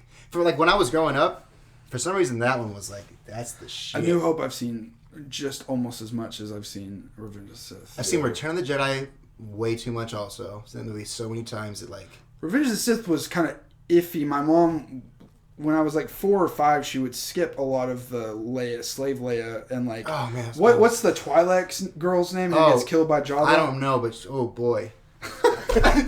Peter Parker. Oh boy, yeah. Oh boy, yeah. No, she would skip some of that stuff because my mom was like real, you know. Oh no. And so I only got like the second half of the Jabba shit when I was until I was about like 6 or 7. Damn. But it clicked with me in like middle school. I was like, I like Return of the Jedi the most because to me the throne room confrontation is the best of all time. I think Empire is my favorite lightsaber battle, but like just overall the throne room and when he gets overcome with anger. I love that one specific scene, silhouetted tracking right to left, and they're just like going. Oh yeah! Man, so good. It's like one of the. Jesus Christ! It's one of the best. We were saying like, first of all, there's no point. I mean, there's a point, but it's like when Ben Solo goes to Exegol to help her, he basically just fights the Knights of Ren and then shows up and gets his life force sucked and then thrown out. Yep. So there's not much point of him to be there except to give his life to Rey after she. So like, which in theory I get it, but they haven't set up like what we were talking about is like, God, imagine if rewriting this whole movie real quick of the whole movie. She's so powerful and she keeps hurting her friends. You see that once with Chewie, and you could see maybe a moment of. You know, the moment where she force pushes Poe out of the way. Finn, yeah. when they're fighting. They on could have the built Death on Star. that. They could have built on this thing where she's so fucking powerful that she keeps hurting her friends and she doesn't know what to do about it. And you don't get much into her psyche at all about what she's going through. You get what Ben's going through because you get these moments of him like reflecting on what he did, talking to his dad, shit like that. Rey, you don't really get, and I'm not a Rey hater. I was telling him that I like her character. I like her character a lot. I really do. I think she's cool. It just she doesn't do much besides be like, I'm really fucking powerful, and that's about it. Now imagine her arc in the movie going through like her hurting her friends because she's too powerful, and her having to reconcile with that, and then she has the scene on the second Death Star's ruins where she goes in with the shadow ray and it's like over in like 10 seconds. Yeah, that was tight. But really, it should have been a major like turning point for her, like temptation to the dark side. That's the middle point for her. That's her fucking moment. See, this is well past the point where I stopped giving. Like I'm not trying to be like that, but it's like it. You're right, and it's like it. What would Star Wars be if Disney had given the sequel trilogy to the three people in this room in 2012? Me and Scott were talking about like we could have sat in a room and like written easily a better shit. I mean, well, listen, this is why Kathleen Kennedy is to blame. They have a whole entire story group.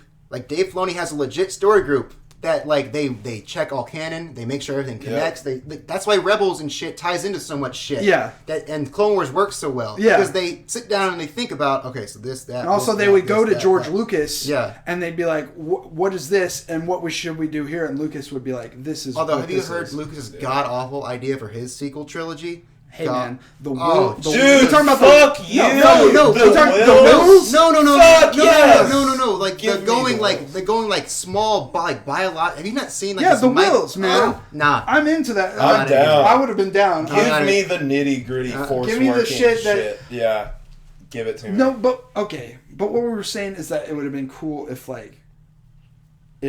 Rey would have like been tempted and would have like turned kind of at the end and because there's no actual final battle. She would have fought and it would have been flipped. Ben would have been good fighting and then he would have had to like convince her and like because the whole movie she's like going to the dark and I'm saying if they would have set it up of like she's hurting her friend, she's like I'm fucking so powerful I might as well give myself over to this because maybe this is what I'm meant to be because the whole movie is like you're a fucking Palpatine. Okay, let's do something with it then if we're gonna do that. Instead, we get the cartoon like Saturday morning like special like Voldemort and Harry, which I think is like silly. Instead of that operatic moment from Return of the Jedi where he picks him up, he fucking throws him. And it's like I'm a Jedi. I mean, my father I'm preaching to the choir here. Yeah. But fuck, it's just it's over with. You know what I mean? Like, I think I've exhausted all my points. I think this is like my therapy session. I think this is the most face value Star Wars movie I think out ever. Of all of them.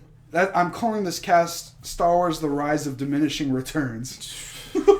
Cold. I was just like, it's not your fault. I can't help it, dude. I was in the shower the other day and I like the denial like finally left and I was just like, man, Star Wars: The Rise of Reddit. This is so important to me. I can't help but not be like hurt. Yeah, that's why. Yeah, I agree. That's why it's so. Yeah. You're gonna watch this. No, you're gonna watch this through as you're editing it, and you're gonna see my face when I'm not saying anything. Yeah, and you're gonna see the true, But it's some final Don't thoughts. let it kill me. It's all in the silent facial expressions. Anakin. Okay, wait, hold on. There was something I was gonna say. It's over. The end of the trilogy. It's fucking over. Disney has It's over. Yeah. No, they don't, dude. It's only made $400 million. Only. You know what I mean. Forever sleep. Well, what's your favorite Star Wars lightsaber battle out of all of them? Oh, definitely Anakin and Obi-Wan. Yeah. For like the actual choreography, for like the actual shit in the plot that's at stake, for the aesthetics of fucking Mustafar, like the verticality and shit. I hate how long it goes, and once they start doing the swing shit, that's what's so good about it. I love the first half of that fight. That first half of that fight is like I'm into fucking, it. Yeah. Because then it's like, but you get the.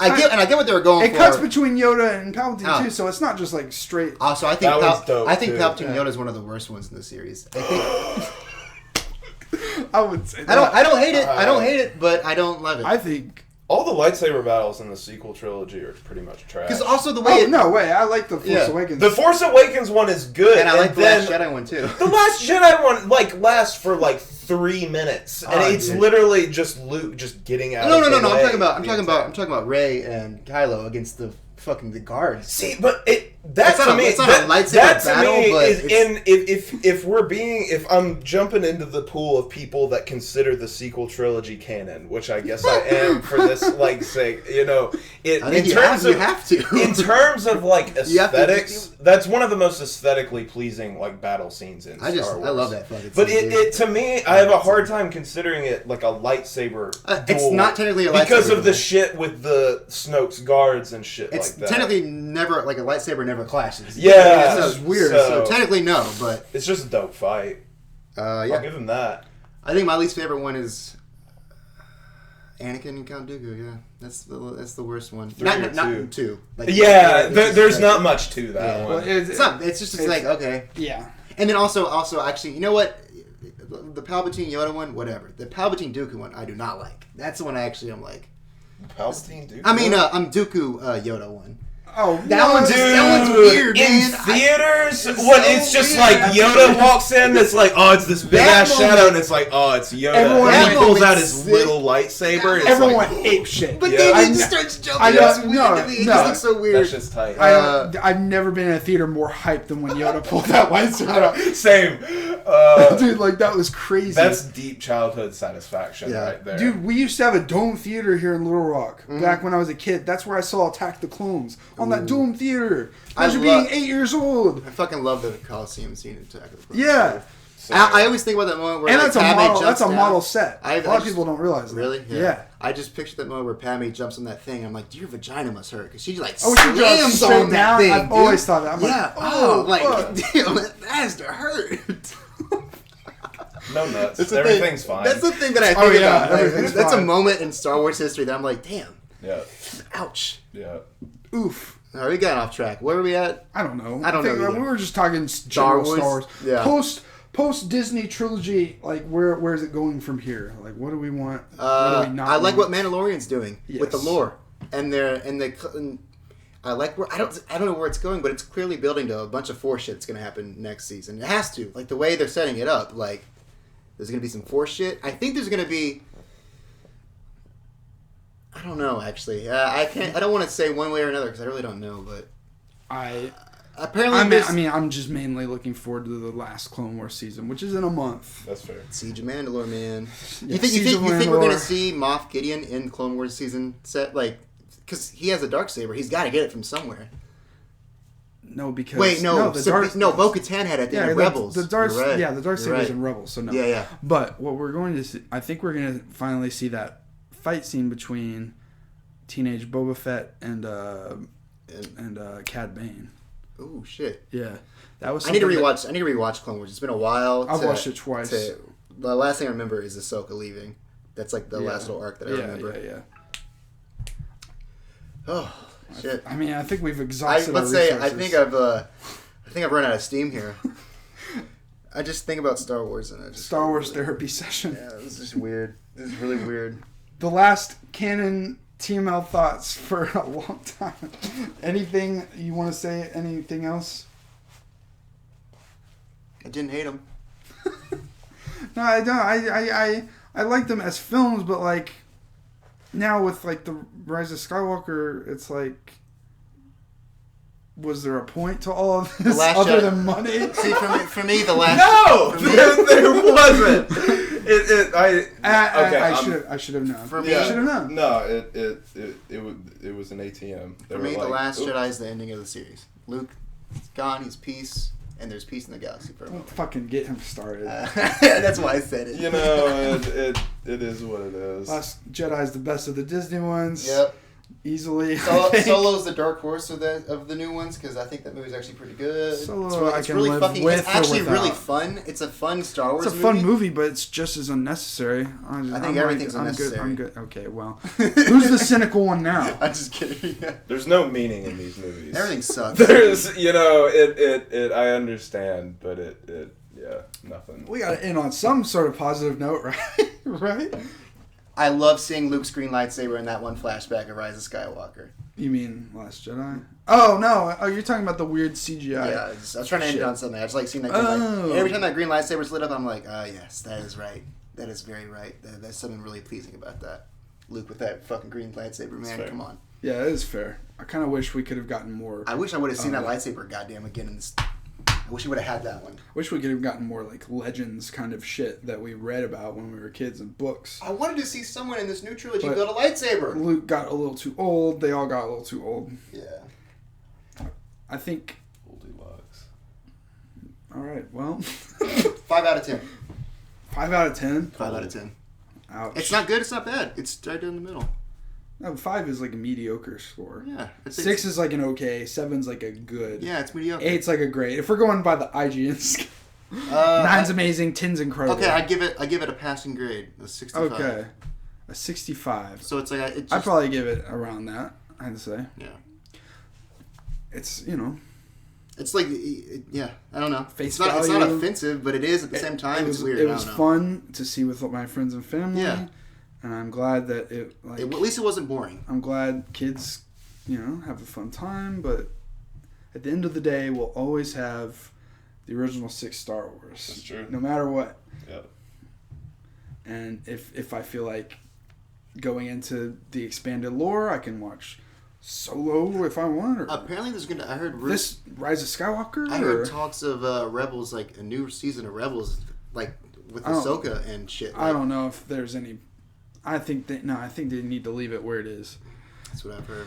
Disney has any smarts, they're putting a big old break on the Star Wars machine. Oh, they're not. With the exception of Mandalorian. They're putting a break on movies. No, because that's what I'm saying. They're about to try. It's about to be Disney Plus out there. Yeah, they're about to do Mandalorian season 2.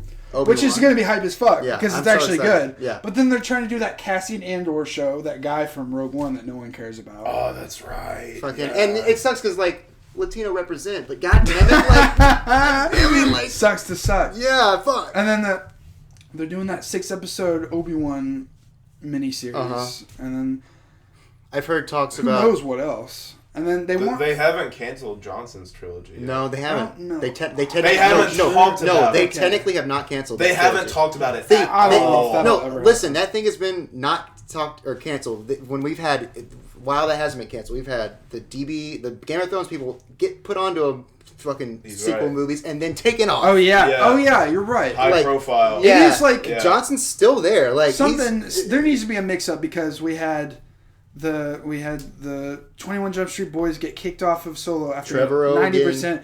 We had parts of Gareth Edwards was Gareth Edwards. He didn't even direct that movie, dude. He there was 40 he ghost directed that movie. Yeah, Rogue One was Tony Gilroy, yeah. All kinds of shit has been going on that we really don't know. Yeah, we need to shake up. Oh my god! But like I said, I just read today that the new trilogy of movies, when they finally do them again, is going to be like Old Republic, which.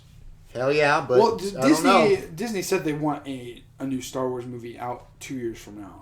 No, I thought. Well, Bob Iger said that they want to take a break from the movies after the Rise of Skywalker. Like I serious. I've read that. I just read recently though that they're gonna have another one and it's not gonna be Skywalker related.